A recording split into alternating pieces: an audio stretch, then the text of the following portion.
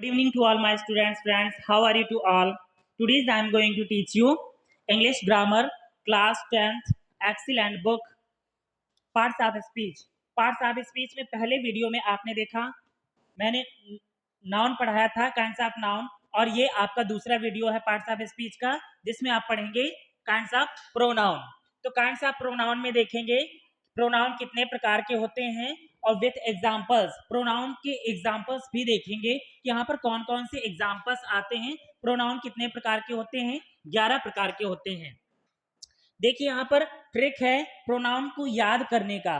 जो प्रोनाउन है आपको याद करने का कि एक ट्रिक है R3, P2, D2, E2, I2। इसके माध्यम से आप 11 प्रकार याद कर सकते हैं आसानी से।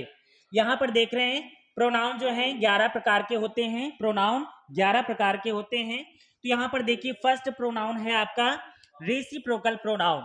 रेसिप्रोकल प्रोनाउन, और रेसिप्रोकल प्रोनाउन को हिंदी में कहते हैं पारस्परिक सर्वनाम। क्या कहते हैं? पारस्परिक सर्वनाम। इसमें जो एज होते हैं इसमें आते हैं each, other, one another. Each, other और वन अनादर ये इसके एग्जाम्पल्स हैं। ईच वाले अर्थात जो प्रत्येक होता है शब्द, ये आता है किसमें? इसी में आता है वन अनादर। यहाँ पर अनादर जो है दूसरा, अनादर या अदर, अदर मीन्स दूसरा, ठीक है ना। तो ये दूसरा जो शब्द है वो भी आपका है रेसिप्रोकल प्रोनाउन के अंतर्गत आता है। वन अनादर, वन अनादर अर्थात एक दूसरे। तो यहाँ पर ये जो वर्ड है आपका किसमें आता है? रेसिप्रोकल प्रोनाउन में। ये पहला प्रोनाउन था आपका। दूसरा है आपका आर से होता है रेसिप्रोकल प्रोनाउन, रिफ्लेक्सिव प्रोनाउन और रिलेटिव प्रोनाउन। तो यहाँ पर आपका रिफ्लेक्सिव प्रोनाउन है। कौन सा है? रिफ्लेक्सिव प्रोनाउन, जिसमें हिंदी में कहते हैं निजवाचक सर्वनाम। क्या कहते हैं इसे? इसे निजवाचक सर्वनाम कहते हैं। और निजवाचक सर्वनाम में क्या क्या आते हैं? My self, ourself, your self, yourself and my himself, her self, it self, और इसी में देम सेल्व्स, वन सेल्फ्स, और यहाँ पर my selves, our selves, your selves, ये सारे वर्ड आते हैं किसमें? निजवाचक सर्वनाम अर्थात रिफ्लेक्सिव प्रोनाउन में। किसमें आते हैं? ये सारे वर्ड आते हैं आपके रिफ्लेक्सिव प्रोनाउन में। चलते हैं दूसरा। यहाँ पर तीसरा नंबर है रिलेटिव प्रोनाउन।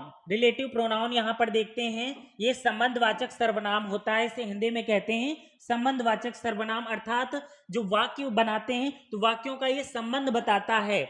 यहाँ पर एज जैसे इसमें मिल रहा हो मीन्स वैसे यहाँ पर इंट्रोगेटिव प्रोनाउन भी मिलेगा, बट ये इंट्रोगेटिव वर्ड नहीं है, ये आपके अफर्मेटिव वर्ड अर्थात कंजक्शन का ये सारे वर्ड जो यहाँ पर हो, होम, होज, विच, दैट, ये जो वर्ड हैं आपके, ये काम करते हैं कंजक्शन का, और ये कंजक्शन का काम करते हैं। और ये रिलेटिव अर्थात ये रिलेशन, ये संबंध स्थापित करते हैं। दो वाक्यों के बीच में ये वर्ड आते हैं, और ये आपके कौन से प्रोनाउन है? ये रिलेटिव प्रोनाउन है, संबंधवाचक सर्वनाम है।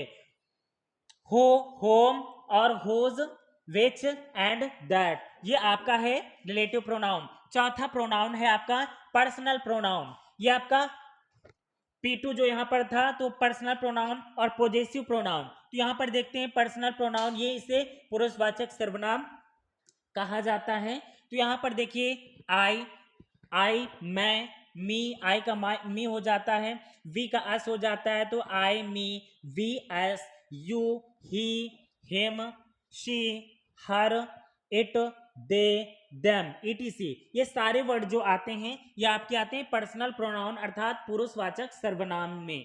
तो इन सेंटेंस बनाने का काम, ये सेंटेंस बनाते हैं तो सेंटेंस बनाने में ये सारे वर्ड्स का यूज काफी ज्यादा होता है ये प्रोनाउन का। चलते हैं, पांचवा प्रोनाउन है आपका पोजेसिव प्रोनाउन। कौन सा है? Possessive pronoun. तो पोजेसिव प्रोनाउन इसे हिंदी में अधिकारवाचक सर्वनाम कहा जाता है। क्या कहते हैं? अधिकारवाचक सर्वनाम। तो यहां पर देखते हैं इसके एज जो है, इसके एग्जाम्पल्स है माइन, माई का माइन हो जाता है, तो mine, ours, yours, his, hers, theirs, etc, ये सारे वर्ड्स जो होते हैं ये आपके पोजेसिव प्रोनाउन में आते हैं। किसमें आते हैं? पोजेसिव प्रोनाउन में, अधिकारवाचक सर्वनाम में। चलते हैं छठवां जो है आपका, छठवां है डेमोन्स्ट्रेटिव प्रोनाउन। डेमोस्ट्रेटिव, डी से है डेमोस्ट्रेटिव और डिस्ट्रीब्यूटिव प्रोनाउन। तो यहाँ पर देखते हैं डेमोस्ट्रेटिव प्रोनाउन, इसे हिंदी में संकेतवाचक सर्वनाम भी कहा जाता है। संकेतवाचक सर्वनाम यहाँ पर देखते हैं इसके as, this, that, these, those, such, the same, ऐसा ही। ये सारे वर्ड जो है आपके ये आते हैं किसमें, ये आते हैं ये डेमोस्ट्रेटिव प्रोनाउन में। डेमोस्ट्रेटिव प्रोनाउन को हिंदी में कहते हैं संकेतवाचक सर्वनाम। अब 7वां नंबर देखते हैं। 7वां नंबर है आपका डिस्ट्रीब्यूटिव प्रोनाउन। डिस्ट्रीब्यूटिव प्रोनाउन, तो डिस्ट्रीब्यूटिव प्रोनाउन इसे हिंदी में व्यष्टिवाचक सर्वनाम कहा जाता है। क्या कहते हैं, व्यष्टिवाचक सर्वनाम कहते हैं। इसके एग्जांपल्स जो हैं ईच, आइदर, नाइदर, ईटीसी। ये ईच प्रत्येक या हर शब्द लगा देते हैं, आइदर या तो, नाइदर ना तो, इस प्रकार के जो सेंटेंस स्टार्ट होते हैं वो यहाँ पर ये जो वर्ड हैं ये आपके डिस्ट्रीब्यूटिव प्रोनाउन है। कौन से प्रोनाउन है, डिस्ट्रीब्यूटिव प्रोनाउन है। इसे हिंदी में व्यष्टिवाचक सर्वनाम के नाम से जाना जाता है।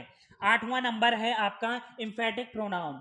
इसे होता है एम्फेटिक प्रोनाउन और एक्सक्लामेटरी प्रोनाउन। तो यहाँ पर देख रहे हैं एम्फेटिक प्रोनाउन, इसे हिंदी में दबाव सूचक सर्वनाम भी कहा जाता है। इसके एग्जाम्पल है आपका myself, ourself, yourself and himselfs, himselfs and herselfs, myself, themselfs. ये इसमें भी ये आते हैं एम्फेटिक प्रोनाउन जिसे दबाव सूचक सर्वनाम कहा जाता है। और एक और भी सर्वनाम आपका मिला था, उसमें भी यही एग्जांपल्स मिल रहे थे, बट यहाँ पर जब सेंटेंस बनाते हैं तो वहाँ पर कुछ डिफरेंट देखने को मिलता है। आगे चलते हैं। 9 नंबर है आपका एक्सक्लामेटरी प्रोनाउंस। एक्सक्लामेटरी प्रोनाउंस जिसे हिंदी में विस्मयादि बोधक सर्वनाम के नाम से जाना जाता है। और यहाँ पर देखते हैं एज जो इसके हैं, तो यहाँ पर देखिए वैसे तो यहाँ पर एज एक्सक्लामेशन, जब सेंटेंस वगैरह स्टार्ट होता है तो उसके लास्ट में एक्सक्लामेशन या फिर